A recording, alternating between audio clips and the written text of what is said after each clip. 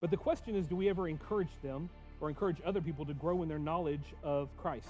Or do we say, well, once you're saved, you've got it all figured out.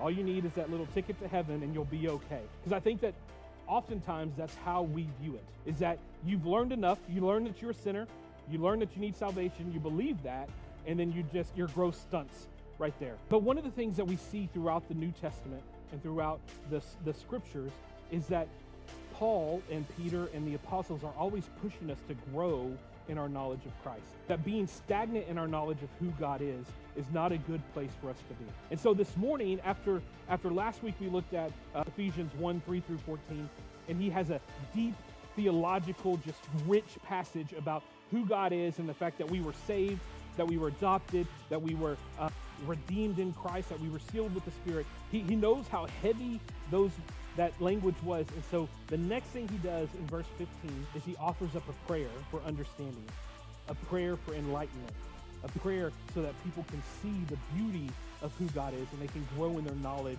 of Christ. That song that Joey and the team closed out with before the children's sermon, Open the Eyes of Our Heart. That song comes from the language of Ephesians chapter 1, verses 15-23. There's this cry for us to have a divine illumination, to see God more clearly, to love him more dearly, to serve him more fully with our hearts and with our souls. And that should be the desire of all of our hearts, that we don't just have a truncated or shortened growth in Christ, but that we continue to move towards deeper and deeper knowledge of who God is, deeper and deeper understanding about what he's done. That the surface level stuff is good, but the deeper you go, the more you will love God. The deeper you go, the more that you will grow in your faith. And so if you want to grow in your faith, you have to know God more.